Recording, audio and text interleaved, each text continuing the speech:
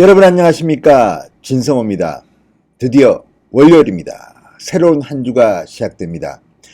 여러분 휴가는 갔다 오셨는지요? 너무 덥습니다. 건강에 유의하시기 바랍니다. 오늘은 좋은 뉴스부터 시작합니다. 문재인 대통령의 지지율이 떨어졌습니다.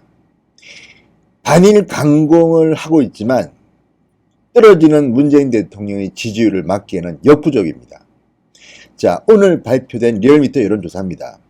진성호의 직설 시작합니다. 문재인 대통령의 국정수행 지지율이 지난주 말 일본에 대한 강력한 반일 드라이브를 걸면서 반등하긴 했지만 북한의 미사일로 추락한 그것을 보완하지는 못했습니다. 전주에 비해서 일주일 만에 2.2%포인트 떨어졌습니다. 자, 문재인 대통령은 50% 초반까지 치솟았습니다. 계속 올라갔는데 이제 꺾였습니다. 지난주 금요일날 조사도 그랬고 목요일날 조사도 그렇습니다. 일단 올라가던 오름세가 꺾였다는 게 중요합니다. 자, 리얼미터가 YTN의 의뢰로 지난달 29일부터 이달 2일까지 여론조사를 벌인 결과 문재인 대통령의 국정 수행에 대한 긍정평가는 전주보다 2.2%포인트 내린 49.9%로 집계됐습니다. 49.9%라는 게 믿기지는 않습니다만 트렌드만 보면 됩니다. 2.2%, 일주 만에 2.2가 내렸습니다. 적지 않은 수치입니다. 사실은 더 내렸어야 되는데 일본이 백색 국가 리스트에 한국을 빼는 바람에 또 문재인 대통령이 생방송으로 중계된 국무회의 모두 발언을 하고 그래서 반등한 겁니다. 사실 지금 문재인 대통령은 지지율이 더 떨어져야 되는데 이런 대외적인 매수 때문에 계속 올라갑니다. 북한 미사일 또는 북한 방사포에 대해서는 입도 뻥긋 안 합니다. 러시아, 중국 공군기가 내려와도 입도 뻥긋 안 하는데 지지율이 이렇게 버티는 것도 웃깁니다만 그래도 떨어졌습니다.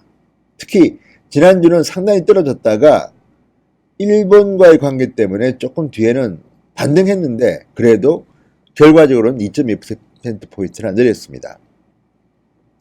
자, 문재인 대통령의 지지율은 주 초반 북한 탄도미사일 발사 여파로 잠시 하락세를 걸었으나 일본이 화이트리스트 제외 이슈가 강퇴했던 주 후반 다시 상승세로 돌아섰다고 리얼미터는 밝힙니다. 자, 일간으로 보면 일주일 전 26일 49.2, 29일에는 48.7, 30일에는 4.9.4, 31일 4.8.5, 48.5 그러다가 1일 50.6, 2일 51.3으로 상승했습니다.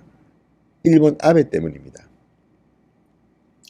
자, 정당 지지도도 마찬가지입니다. 더불어민주당은 지난주보다 1.7%포인트 하락했습니다. 1.7%포인트 하락한 2주 동안의 오름세가 꺾였습니다. 41.5%입니다. 반면 자유한국당은 어떨까요? 2.1%포인트 오른 28.8%. 지난 2주 연속 내려가다가 드디어 반등했습니다. 원래는 더 올라가야 되는데 주말에 좀 내려갔습니다. 자, 다른 정당은 뭐 어떨까요? 정의당은 대부분 지역과 개청에서 이탈하며 전주 대비 1.0%포인트 하락한 5.9%, 바른미래당 0.2%포인트 빠진 5.3%, 우리공화당은 2.1%로 0.2%포인트 상승, 민주평화당은 1.7%로 전주 대비 0.3%포인트 하락.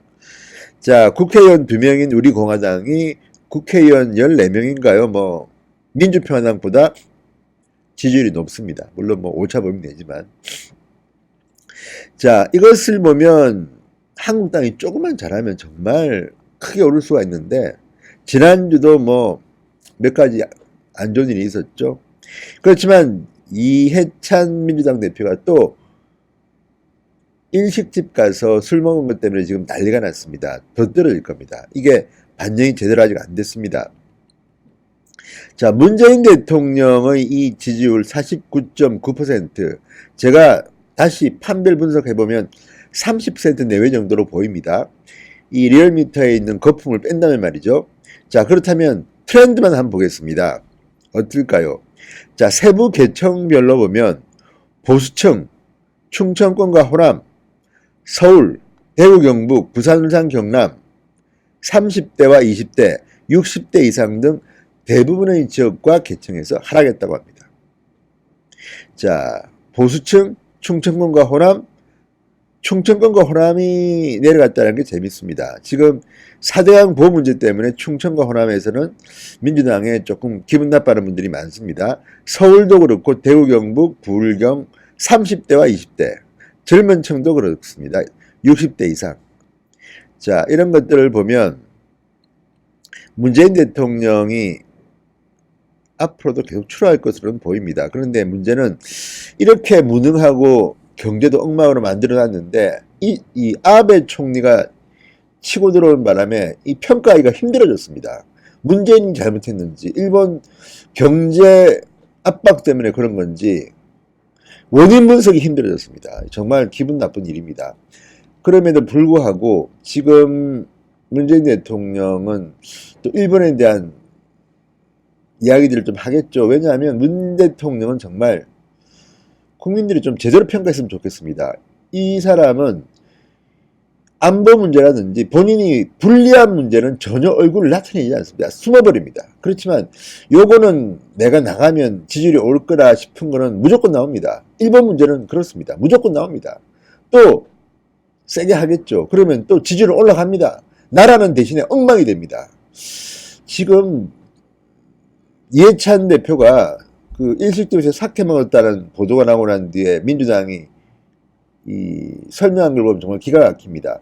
일본 집은 한국인이 하는 집이고 일본 재료는 쓰지도 않았으며 일본 사케가 아니라 한국 정종을 마셨다 이런 주장인데요. 그런 식으로 하면 유니클로 매장에서 일하는 젊은이들은 한국인들 아닙니까?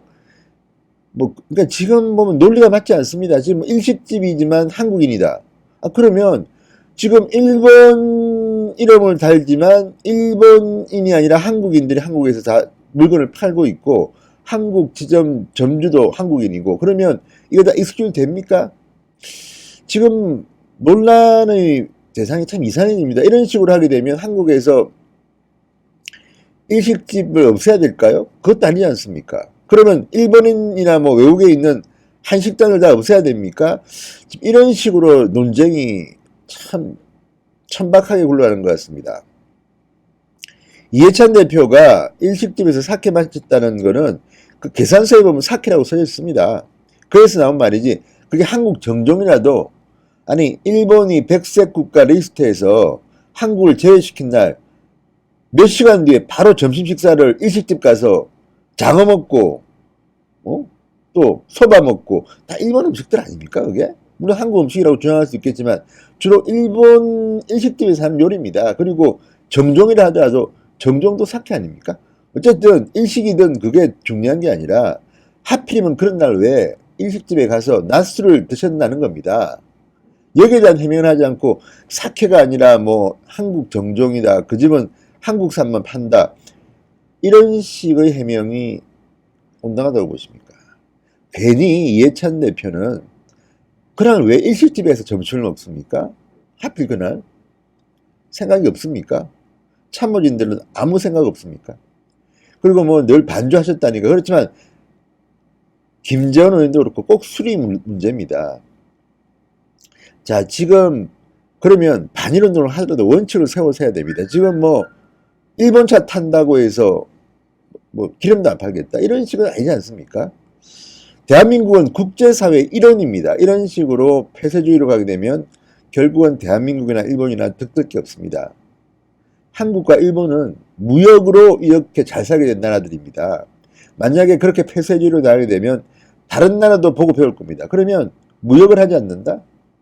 일본, 한국 엄청난 피해를 볼 겁니다. 제발 정신 좀 차리십시오. 어쨌든 오늘 문재인 대통령의 지지율이 2.2%면 적지 않습니다. 폭락했다는 이야기를 들려드리면서 한 주를 시작합니다. 민주당도 돈방 폭락했습니다. 한국당은 반등했습니다.